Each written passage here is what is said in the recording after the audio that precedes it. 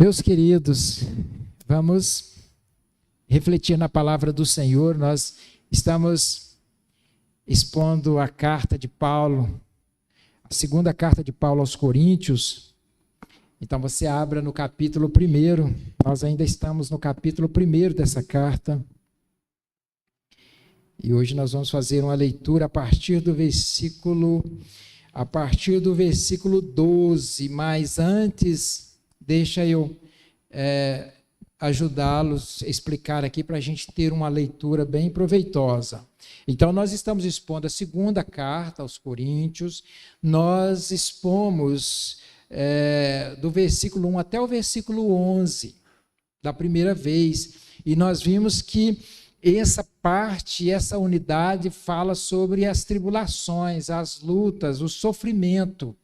Paulo fala sobre o sofrimento que ele passou, as tribulações que não foram poucas, de fato, foram muitas, para nos orientar, para que nós possamos pegar as tribulações, as lutas, os sofrimentos que nós passamos e tirar proveito disso, né? Consolo nas tribulações. Então, nós sermos, inclusive, úteis, né? Porque Deus tem um propósito em tudo, e um dos propósitos é nós consolarmos outros com a mesma consolação que nós recebemos. Nas provações, no sofrimento, nós somos abençoados, somos curados, somos protegidos, e com isso nós aproveitamos para consolar outros com autoridade, porque é algo que nós não aprendemos num livro, numa faculdade, num curso, nós passamos por isso. Então, nós podemos falar com autoridade, não é? Com sabedoria, que nós podemos, não é? Consolar essas pessoas. Essa parte que nós vamos ler, que vai do versículo 12 até capítulo 2, 4, Paulo vai falar de oposição, porque além de ter muito sofrimento, de passar por muitas lutas, muito sofrimento, Paulo passou por muitas, né, oposições, o que é natural, né, para nós, para eu, para você, servo de Deus, quando nós estamos fazendo a obra de Deus, né? Isso é comum na Bíblia, os profetas, Jesus, né, os apóstolos. Então, isso é uma coisa que nós também precisamos aprender a conviver com isso e como lidar com isso, como administrar isso, de forma que nós não venhamos a revidar, de forma que nós venhamos a amar as pessoas, a trazê-las para nós. Mas antes de qualquer coisa, nós precisamos entender que oposição não é a mesma coisa que discordar. Opor não é discordar. Porque discordar, a gente discorda normalmente um do outro. Isso é natural nas pessoas. Mas a oposição não é isso. Oposição é pessoal, é uma perseguição. Você não consegue, se Deus não operar, você não consegue superar essa questão, porque não vai adiantar. Por exemplo, você às vezes fica feliz dizendo 2 mais 2 são 4. Você vai contentar a pessoa, mas não vai, porque a questão não é o fato de você saber que 2 mais 2 são 4. A questão é pessoal, é algo assim, terrível que Paulo sofreu, e ele vai nos orientar. E é impossível, como eu disse, alguém fazer a obra de Deus sem sofrer oposição. Os profetas, como vocês sabem, né, sofreram muita oposição, né, contra o próprio povo de Israel, contra eles, Jesus. Não é? Quem sou eu? Quem é você, né, para comparar a Jesus e quanta oposição Jesus sofreu? Os próprios apóstolos, né? O próprio Paulo, que nós vamos ver aqui, ele vai expor os seus opositores, como opuseram-se a ele. Tenhamos, né, a opor a ninguém.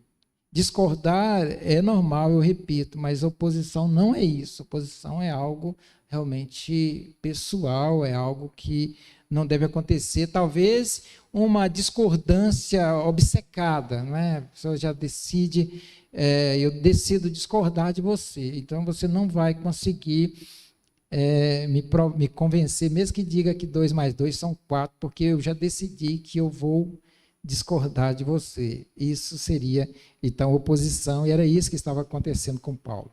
Paulo sofreu oposições desde o início da igreja, queridos. desde o início, quando ele criou. Vocês lembram dos grupos? Quando Paulo criou essa igreja, havia 4 grupos, um de Paulo, um de Pedro, um de Apolo e um de Cristo.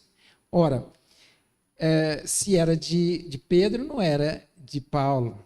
Se era de Apolo, não era de Paulo. Se era de Cristo, também não era de Paulo.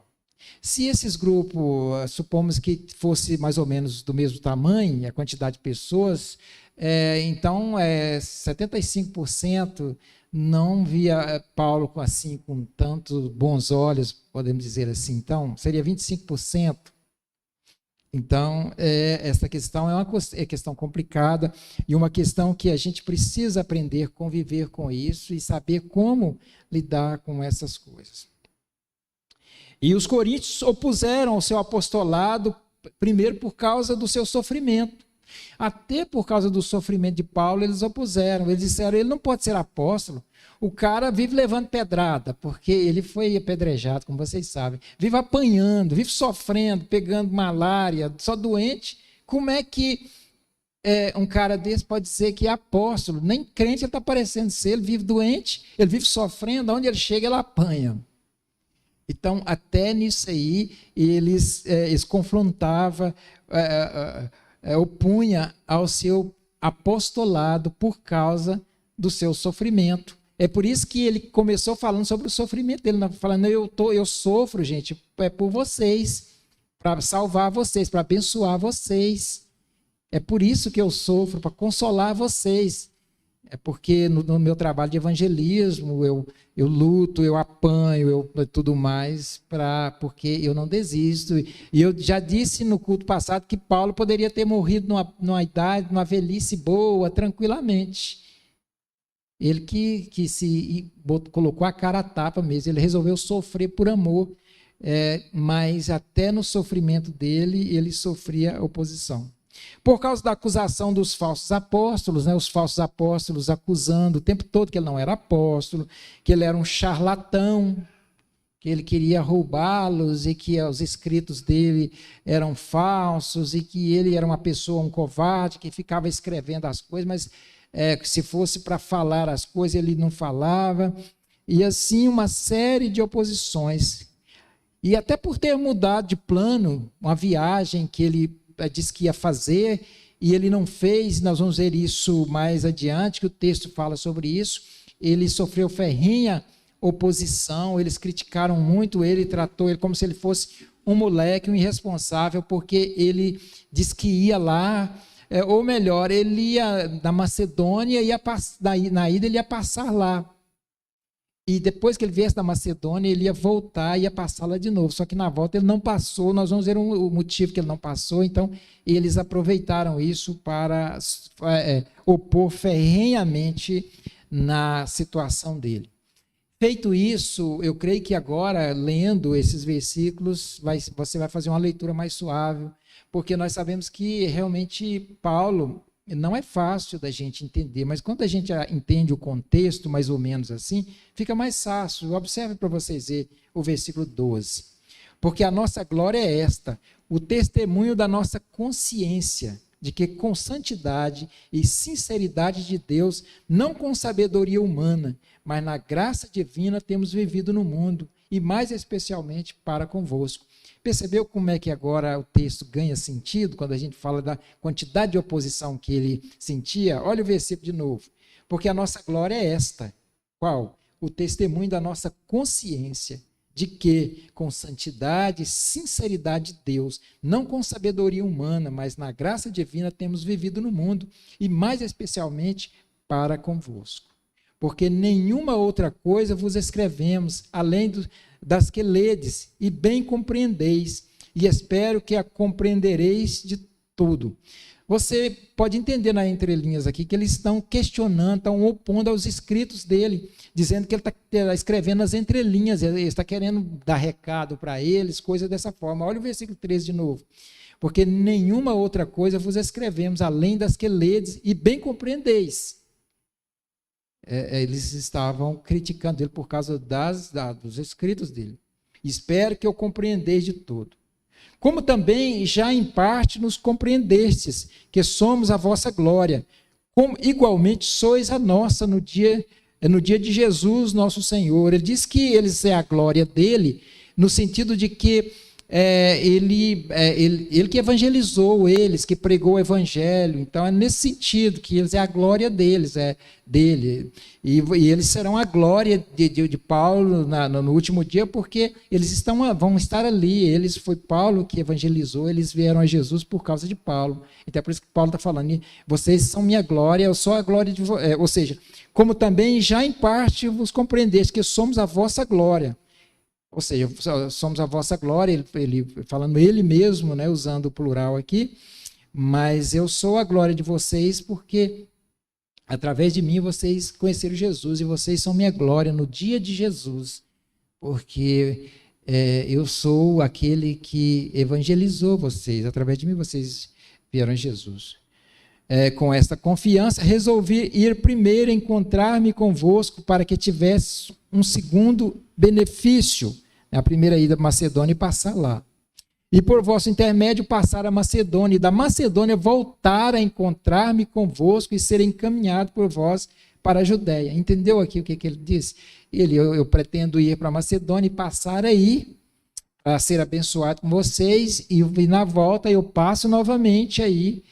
Ele ia buscar uma oferta lá, eu passo e vocês me encaminham também com uma oferta para me levar para a Judéia, que estava passando dificuldade, para o povo lá de Jerusalém. E aí ele prossegue, ora, determinando isto. Esse isto aqui é exatamente não voltando, né? Indo e não voltando para Corinto. É isso que está querendo dizer. Ora, determinando isso, terei porventura agido com leviandade? Ou ao deliberar, acaso delibero segundo a carne, de sorte que haja em mim simultaneamente o sim e o não? Ele estava questionando, esse cara não tem palavra, ele diz sim, não, ele não passou aqui. E ele vai ter os motivos e depois ele vai explicar aqui por que ele não fez isso. Né? Ele não passou lá na volta. Antes, como Deus é fiel à nossa palavra para convosco, não é sim e não. Porque o Filho de Deus, Cristo Jesus, que foi por nosso intermédio anunciado entre vós, isto é, por mim, Silvano e Timóteo, não foi sim não, mas sempre nele houve o sim. Ou seja, o Jesus que nós pregamos, que eu preguei, que Timóteo, que Silvano, nele é o sim. E nós pregamos ele, nós vivemos ele. A nossa vida é pautada no Senhor Jesus e a palavra dele é sempre sim, nunca não. Então, é isso que ele está dizendo. A palavra do nosso Senhor que nós pregamos, nós não pregamos uma coisa e vivemos outra.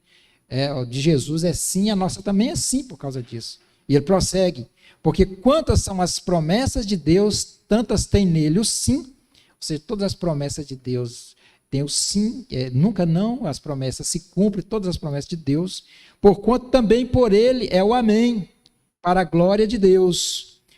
Por nosso intermédio, ou seja, o amém é assim, é a mesma coisa de sim, assim seja, é isso mesmo. Então as promessas de Deus têm o sim e tem o amém, é o que ele está dizendo. E o verso 21, mas aquele que nos confirma convosco em Cristo e nos ungiu é Deus, está falando agora dele, né? Da autoridade dele, que ele é um servo de Deus, quem me ungiu foi Deus. Olha, mas aquele que nos confirma convosco em Cristo e nos ungiu é Deus, que também nos selou e nos deu penhor do Espírito em nosso coração. Eu, porém, por minha vida, tomo a Deus por testemunha de que, para vos poupar, não tornei ainda a Corinto. Ele explica aqui, né, começa a explicar o porquê que ele não foi. Não que tenhamos domínio sobre a vossa fé, ou seja, dominamos vocês, a parte espiritual, a vida espiritual de vocês, mas porque somos cooperadores de vossa alegria, porquanto pela fé já estáis firmados. Isto deliberei por mim mesmo não voltar a encontrar-me convosco em tristeza, porque se eu vos entristeço, quem me alegrará? Senão aquele que está entristecido por mim mesmo. E isto escrevi para que, quando for, não tenha tristeza da parte daqueles que deveriam alegrar-me, confiando em todos vós de que a minha alegria é também a vossa. Porque no meio de muitos sofrimentos e angústias de coração vos escrevi. Paulo não foi lá, mas escreveu para eles, né? Certamente, segundo aos Coríntios, ele escreveu para eles ou a segunda carta, né, chamada carta severa, que não é essa, ou a terceira. A verdade é que é uma dos seus escritos. Olha o verso 4 que ele diz do capítulo 2. Porque no meio de muito sofrimento e angústia de coração vos escrevi com muitas lágrimas, não para que ficasseis entristecidos, mas para que conhecesse o amor que vos consagro em grande medida. Lido esse texto, irmãos, né, um texto, Paulo realmente usava o grego dele, a sabedoria dele para escrever, mas Deus nos abençoa e nós tiramos muito proveito dos escritos do grande apóstolo Paulo, com certeza. Mas as muitas oposições sofridas fez de Paulo um mestre nessa área. Paulo se tornou muito experiente e muito útil para nós refletirmos e aprender sobre como enfrentar as oposições. Ele nos orienta aqui, nesse texto, como enfrentar as oposições. Então, como enfrentar as oposições? Primeiro, as oposições devem ser enfrentadas com uma consciência limpa. As oposições devem ser enfrentadas com uma consciência limpa. É isso que ele está colocando no versículo 12. Olha como é que ele começa falando. Porque a nossa glória é esta. A nossa alegria, a nossa vitória, a nossa bênção é essa. O testemunho da nossa consciência. O que é consciência? O que ele está querendo dizer aqui? É a nossa alegria, a nossa paz, o nosso consolo, é a nossa consciência. É o testemunho da nossa consciência. Consciência é o autoconhecimento aqui, é a certeza absoluta. Paulo tinha consciência, tinha certeza. Isso aqui é a primeira arma para enfrentar as oposições, é você ter consciência, ter a consciência limpa. E ele prossegue, de que com santidade e sinceridade de Deus, não com sabedoria humana, mas na graça divina, temos vivido no mundo e mais especialmente para convosco. Nós temos andado, eu tenho consciência, eu sei absolutamente disso, eu estou ciente, eu me conheço. Eu não vou deixar levar por oposição, por o que quer que seja, porque eu tenho consciência, a minha consciência, eu tenho autoconhecimento. O autoconhecimento, eu tenho certeza absoluta da minha conduta, da minha santidade, da minha sinceridade diante de Deus. É isso que a pessoa precisa ter. É ter consciência, conhecer e ter absoluta certeza de que ele está na presença de Deus. É que ele está realmente fazendo a obra de Deus com sinceridade de Deus. Ele precisa disso. Isso é importante e é, de fato, uma arma poderosa. A consciência. Precisamos entender também que a consciência nos trai. É aí que está a questão. Na questão de Paulo, a consciência dele dificilmente o trairia, porque ele é um apóstolo inspirado. E ele está falando aqui, ele está escrevendo inspirado por Deus. Mas nós não. Nós não somos inspirados. Então, nós precisamos ter prudência, estar na presença de Deus em oração, para saber se a nossa consciência não está nos traindo. Se realmente estamos segundo a vontade de Deus. Estamos realmente com santidade, desenvolvendo o trabalho com sinceridade. Primeiro, com relação aos homens, ele está se referindo ao mundo em geral, e especialmente ou especificamente para convosco, para a igreja. Então, a primeira arma é essa, uma consciência limpa diante de Deus, um autoconhecimento de você mesmo, de que você está na brecha, está fazendo a obra de Deus, está na vontade de Deus. Não procede. Aquilo não procede. Você não vai falar isso para outras pessoas, não. Você vai dizer para você saber disso. É você e Deus. Isso não procede. Isso vai lhe trazer paz. Isso vai lhe trazer, porque a coisa tem que começar de dentro do seu coração, para você enfrentar essas questões. Porque, meu amigo, meu irmão, se ao olhar para dentro de você e realmente você houver coerência da outra parte, daqueles que opõem, fica difícil.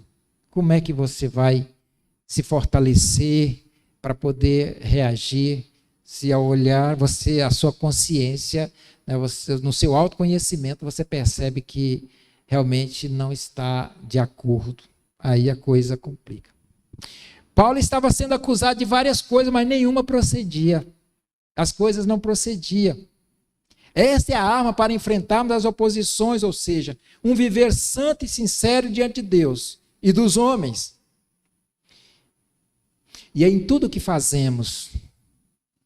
A gente precisa, por isso que a gente precisa buscar, irmãos, a santificação, a misericórdia de Deus, para a gente estar, primeiro, focar em Deus. Preciso estar bem com Deus. Deus é o meu Pai, eu converso com Ele, eu preciso de intimidade com Ele, porque é a primeira coisa que eu preciso. É isso que vai me dar força, é isso que vai me dar ousadia. Que me acuse, que faça o que quiser, mas se eu tiver intimidade com Deus, com a consciência limpa, aí é tranquilo. E aí vem a aplicação, né? Será que nós realmente estamos nessa situação diante de Deus, diante das oposições, daqueles que opõem a nós? Estamos com a consciência tranquila de que temos andado, procedido com santidade, com sinceridade, diante de Deus, diante dos homens e diante da igreja? Nós vemos, queridos, dois homens importantes na Bíblia, grandes homens na Bíblia, dois homens que sofreram oposição com a consciência limpa. E nós, os escritos aqui da palavra de Deus, os grandes homens, servem para nos orientar, nos ensinar. Esses dois homens eram dois profetas, grandes profetas, líderes, homens de Deus. O primeiro é o Samuel, profeta Samuel.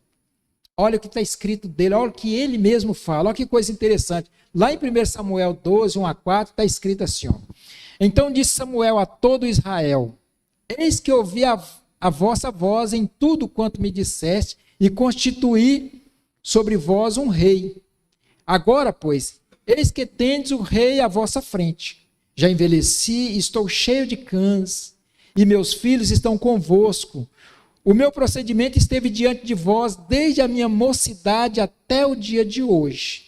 Eis-me aqui, testemunhai contra mim perante o Senhor e perante o seu ungido, de quem tomei o boi, de quem tomei o jumento, a quem defraudei, a quem oprimi, e das mãos de quem aceitei suborno para encobrir com eles os meus olhos, e eu vou-lo retribuirei. Então responderam: em nada nos defraudaste, nem nos oprimiste, nem tomaste coisa alguma das mãos de ninguém. Isso foi o testemunho da comunidade de Israel diante de Samuel. E aí a gente fica refletindo: será que a gente pode ser ousado como Samuel e fazer essas afirmações? Samuel tinha uma consciência limpa, ele conhecia ele, assim como Paulo diz: olha, a minha glória é a minha consciência, a minha paz, a minha alegria é a minha consciência. E Samuel vai dizer exatamente isso. Desde minha meninice eu estou com vocês aqui, não é? E ele faz algumas perguntas retóricas. De quem eu tomei o boi, quem eu oprimi, quem isso, quem aquilo. Que coisa fantástica, que consciência tranquila, não é, que Samuel tinha. O outro grande homem era Daniel. Botei aqui só um versículo e vou ler e nem vou comentar sobre a vida de Daniel, porque vocês conhecem. Esse versículo é no capítulo 6, versículo 4. Quando ele diz assim: então os presidentes e os sátrapas procuravam ocasião para acusar a Daniel a respeito do reino, mas não puderam achá-la, nem culpa alguma, porque ele era fiel e não se achava nele nenhum erro, nem culpa. Imagina a consciência, né, a paz interior que esse profeta também, né, desfrutava. Imaginem. Mas a pergunta que não quer calar, irmãos, insiste: será que podemos enfrentar as oposições com a consciência de Paulo, Samuel e Daniel? Mas, queridos, além de uma consciência limpa, uma consciência tranquila, nós precisamos ainda, para enfrentar as oposições, em segundo lugar, as oposições devem ser enfrentadas com palavras e vida coerente. Com palavras e vida coerente. Essa é a segunda arma. Ou seja, o que eu digo, o que eu prego, tem que ser o que eu vivo. As minhas palavras tem que haver sintonia entre a minha palavra e a minha conduta e a minha postura. Não adianta eu falar, e se eu não viver. Então, no verso 18, Paulo vai dizer isso. Nós estamos no capítulo 1.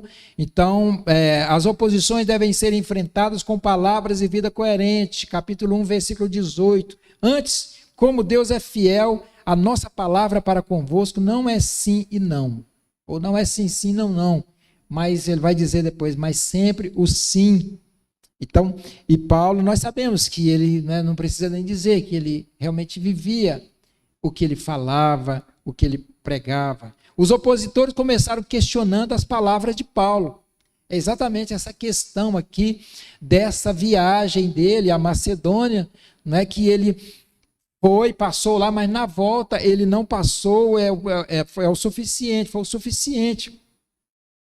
Os opositores são mestres em distorcer o que foi dito, ou então aproveitar qualquer coisa que se fale, que se afirme, às vezes por algum motivo não deu para cumprir aquilo, ou não deveria, porque nós não somos como Deus. Deus promete uma coisa e ele cumpre, porque ele tem poder para cumprir independente de qualquer consequência. Ele muda as consequências se for necessário, e ele não muda. E quando ele promete alguma coisa, ele sabe, ele já vê o futuro, ele sabe de onde vai desembocar, ele vê antes de prometer aquilo. Mas nós não. Nós podemos, às vezes, ter palavra, ser extremamente palavra, e a gente prometer uma coisa e não poder cumprir aquilo, porque somos frágeis, somos seres humanos, e tantos obstáculos e tantas coisas. Mas o opositor não quer saber. Ele não quer saber disso, porque essa é um bom prato, uma boa oportunidade para que ele possa cumprir os seus propósitos, para que ele possa...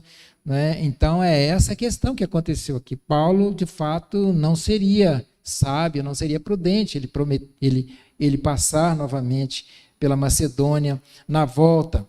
Por que não seria sábio? Porque essa primeira visita foi muito dolorida, muito complicada, e ele, para poupá-los, por amor, porque ele disse, se eu voltar aí na posição de apóstolo, eu vou ter que chegar com vara, com disciplina e com outras coisas mais. Então ele decidiu escrever e deixar para ir depois por amor a eles, para orar nessa carta, para que eles orassem, porque as decisões seriam radicais. Então, é por isso que ele não retornou. No versículo 23, olha o que está escrito no versículo 23. Eu, porém, por minha vida, tomo a Deus por testemunha de que, para vos poupar, não tornei ainda a Corinto. E agora no capítulo 2, no versículo 1. Isso deliberei por mim mesmo, não voltar a encontrar-me convosco em tristeza. Ele disse, olha, eu vou entristecer vocês, eu quero que vocês me alegrem. Se eu entristecer aqueles que devem me alegrar, como é que eu vou me alegrar? Vai ser realmente difícil, e é exatamente por amor. Tem um comentarista que comentou o seguinte: Paulo mudou seu plano inicial somente por causa da grande compaixão que sentia por seus filhos na fé em Corinto, pois não queria precisar usar a vara de repreensão contra os altivos e arrogantes que estava tumultuando a igreja. Então, você fala, mas não deveria resolver a situação naquele momento? Não, ele é inspirado por Deus, ele era um grande profeta. Deus não é longânimo, Deus não dá oportunidades para a gente. Ali, na realidade, o próprio Deus estava dando oportunidade para aqueles... Paulo estava sempre em sintonia com Deus. Então, não teria que ter resolvido naquele momento ali. Não era da vontade de Deus. Deus é longânimo. E realmente houve, nessa segunda carta aqui, que é a quarta, Paulo escreveu essa carta feliz, porque houve esse escrito dele, teve grande resultado e grandes transformações na igreja. Houve grandes transformações na igreja. Pessoas restauradas, inclusive um rapaz que tinha deitado com a madraça ali, ele pede em seguida aqui no capítulo 2 que restaure ele, não é que ele não está presente, que já basta a punição. Então, são coisas de Deus que a gente não entende e a gente tem que se submeter à vontade de Deus. Mas a verdade é esta, é que Paulo realmente não voltou ali e foi um prato cheio para que eles o acusassem. Os homens podiam ver as ações de Paulo, queridos, mas Deus via suas intenções e a sensatez dele ao deliberar.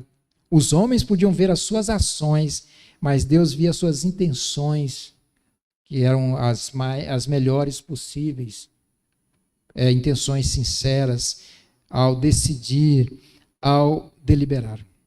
Quanto a nós, nossa conduta atesta nossas palavras, a nossa conduta comprova que realmente nós estamos, não devemos, não temos culpa de fato no cartório, a pessoa, o opositor não tem realmente... não vou dizer motivo, porque ninguém opõe, né? Quem opõe é o maligno. Mas ele não tem razão em nos contradizer. E eu sou a mesma pessoa sempre. Eu realmente sou uma pessoa, o que falo, eu vivo isso, de fato, para que eu possa ter essa condição de enfrentar, de ter paz. Mas, queridos, além de uma consciência limpa e coerência nas nossas palavras, as oposições devem ser enfrentadas com a certeza da obra de Deus em nós. A certeza da obra de Deus em nós, o que eu quero dizer com isso? Que Deus está nesse negócio, Deus está no meu projeto, eu estou fazendo a vontade de Deus de fato e Deus está comigo, eu estou com Deus e estou desenvolvendo o trabalho de Deus. Olha o que ele diz no versículo 21 e 22. Mas aquele que nos confirma convosco em Cristo e nos ungiu é Deus. Mas aquele que nos confirma convosco, ele nos confirma que estamos fazendo a vontade dele, ele confirma isso, que eu estou desenvolvendo o trabalho do Senhor e é isso que ele quer para a minha vida. Mas aquele que nos confirma convosco em Cristo e nos ungiu é Deus, que também nos selou e nos deu o penhor do Espírito em nosso coração. Então, Senhor, eu estou em intimidade com Deus, eu estou fazendo a obra de Deus, o Senhor me mostra, ilumina a minha mente e me mostra que eu não tenho dúvida que é aquilo ali, eu preciso desenvolver aquele trabalho na obra do Senhor, mas primeiro eu tenho que estar trabalhando, né? Porque às vezes eu nem trabalhando não estou. Eu preciso estar desenvolvendo a obra do Senhor e entender e ver Deus agindo nessa minha obra, que Deus está realmente comigo, desenvolvendo e agindo. As oposições devem ser enfrentadas com a certeza da obra de Deus em nós. Havia uma sintonia, uma cumplicidade entre Deus e Paulo. Uma sintonia entre eles, nos trabalhos que Paulo fazia, em tudo que Paulo fazia, havia uma sintonia entre ele e Deus. Isso é importante, você ver a obra de Deus. É isso mesmo que Deus quer para a sua vida. Isso que você anda desenvolvendo para Deus. Você tem certeza? Eu tenho certeza. Essa é a obra de Deus na minha vida. Eu tenho convicção da obra, do trabalho que eu estou fazendo. É isso que Deus quer. Eu tenho essa confirmação. Se tiver, não adianta eu pôr. Eu tenho convicção. Deus quer aquilo ali para a minha vida. Eu estou desenvolvendo a obra de Deus. Difícil quando nós não estamos desenvolvendo obra nenhuma para Deus. Como é que eu vou falar que eu tenho certeza da obra de Deus na minha vida, que eu estou fazendo a obra de Deus de acordo com a vontade dele, se nem fazendo eu estou. Então é trabalhar, queridos, é arregaçar as mangas, é fazer a obra de Deus com convicção e não olhar para os lados. Quem pega no arado deve concentrar e desenvolver a obra, nada pode impedi-lo. Obviamente que tanta coisa, ao sol ardente, queimando, só pássaros querendo roubar a semente dele, é pernilongo, é marimbondo, e é tudo mais, mas ele não pode.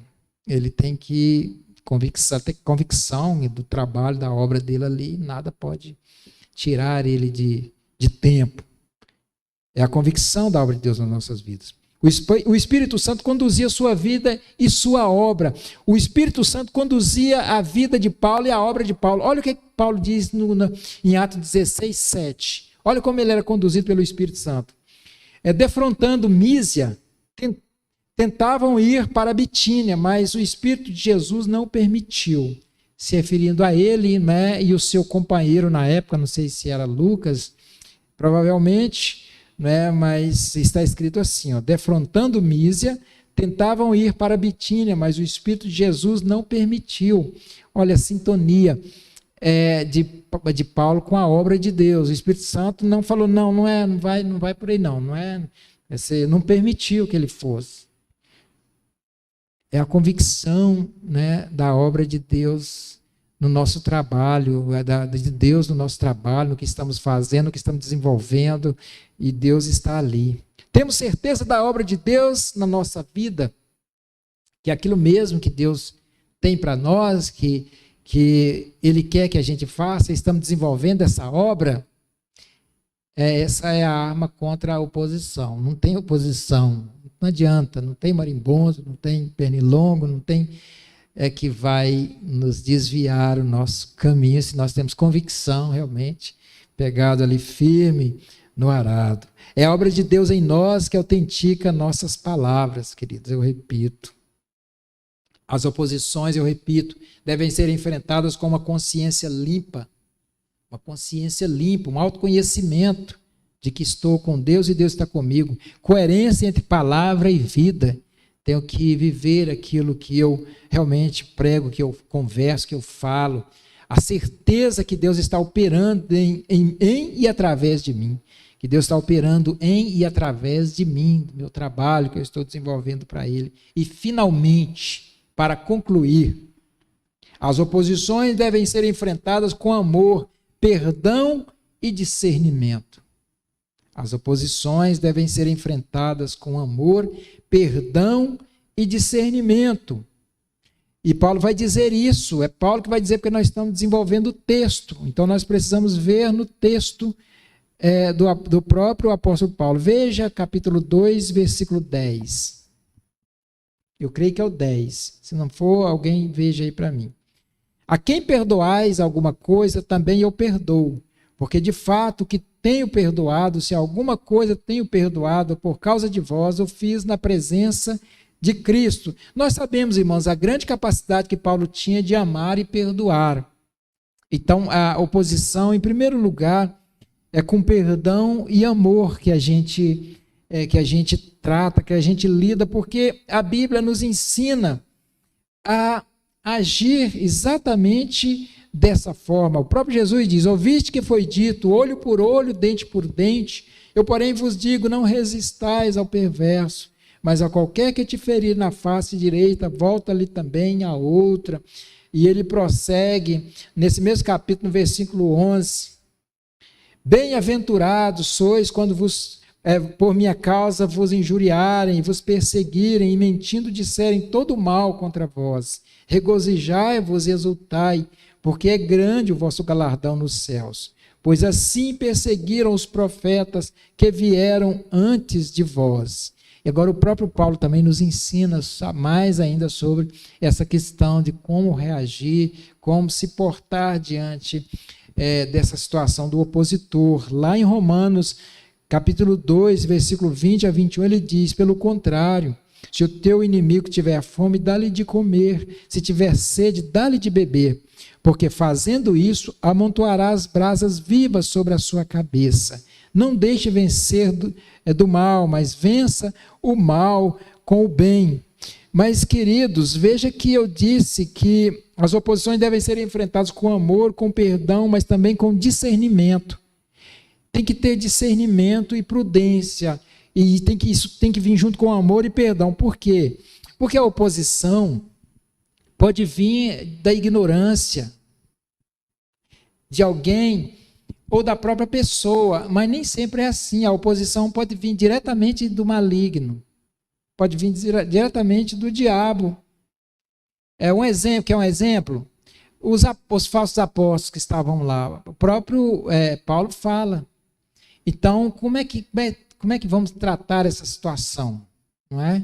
A palavra diz que a nossa luta não é contra carne ou sangue, mas contra principados e potestades, contra esses dominadores desse século. Então precisamos separar as coisas, amar a pessoa, mas entender que tais pessoas opositoras estão sendo usadas pelo maligno, pelo diabo. Então, como tratar essa situação? Só Deus para dar sabedoria, para dar prudência, para dar discernimento para a gente. É por isso que eu digo, tem que ser tratada com amor, com perdão, mas com discernimento. Porque, de repente, você perdoa, você ama, você traz para si e não percebe, né, que é uma questão espiritual, que é um problema espiritual. E isso precisa ser tratado. Porque o que vai acontecer? A coisa vai... Falta de discernimento espiritual. Falta de discernimento espiritual. A coisa vai continuar. A perseguição, a dificuldade, porque você não teve discernimento. Uma coisa é uma coisa, outra coisa é outra coisa. Homem, né, ser humano é ser humano, mas o maligno é maligno. Então, o ser humano é tratado, né, com perdão, com amor, mas o maligno não. O maligno não é para ser perdoado nunca e nem para ser amado. Misericórdia. Então, é por isso. E aí a gente finaliza, não é, essa questão aprendendo com Paulo como lidar com a oposição. E é isso mesmo. O apóstolo Paulo, eu afirmo para vocês o seguinte: ele perdoou, ele amou os coríntios, a igreja de Corinto. Ele amou, ele perdoou os falsos apóstolos. Ele tratou aqueles falsos apóstolos mesmo. Imagina ele trazer os falsos apóstolos junto com... Né? Não, venha, não tem problema não. Eu amo vocês. Tá tudo bem. Né? Se eles não queriam saber dessas coisas, eles eram maldosos, maliciosos. Era um instrumento do maligno. Eles estavam ali com um propósito: destruir a obra de Paulo, destruir a igreja, destruir Paulo, o apostolado, não é de Paulo. Até por isso que eu digo, é ter discernimento daquela obra, porque aquela obra não procede da pessoa. Alguém está tirando proveito daquela oposição. E eu concluo mais uma vez, discordar é diferente, é normal uma pessoa discordar do que a outra fala, que a outra pensa. Isso não é oposição. Oposição, quem é o opositor? O maligno. Isso vem do maligno, opor contra uma pessoa. É oposição, a perseguição ferrenha. Aquela pessoa não vai te fazer, você não vai contentar ela, você não vai satisfazer, não adianta. Você pode curvar, jogar nos pés dela, não vai adiantar. Ela vai opor, e se você fizer isso, ela vai querer que você satisfaça os caprichos, mas não adianta. Divergir, não. Né? Eu vejo assim, a pessoa vê, a característica do ser humano, tem uma interpretação de um texto, né? Um texto eu interpreto, a pessoa interpreta de uma forma, isso não é. Isso não traz problemas para a igreja. Não há divisão na igreja, não há problema se uma pessoa discorda de alguma coisa que eu falo. Isso não é motivo. A gente entra num denominador comum, não, mas nós cremos em Jesus, Jesus é o nosso Salvador, e nós somos irmãos, somos o corpo de Cristo, e você pensa assim, eu penso assim, eu respeito o seu pensamento, você respeita o meu, e tudo mais, e vamos porque vamos. Isso é discordar de alguma coisa que eu penso, mas opor ao que eu faço, ou então opor o que você faz, se eu opor alguma pessoa, é diferente. É isso que nós devemos ser, é isso que Paulo sofria na igreja de Corinto, e mais por esses falsos apóstolos. Com toda certeza, esses falsos apóstolos é que ficavam atiçando a igreja, não é? Usado pelo inimigo, jogando a igreja contra o apóstolo Paulo. Então, queridos, esse texto é isso que nos ensina. Leia novamente com tranquilidade o texto, não é, que nós lemos, o final do capítulo 1 e um pedacinho do capítulo 2, e assim nós daremos prosseguimento à exposição dessa carta, a Deus nos permitindo e nos abençoando para isso. Amém? Vamos colocar em pé e vamos orar ao Senhor.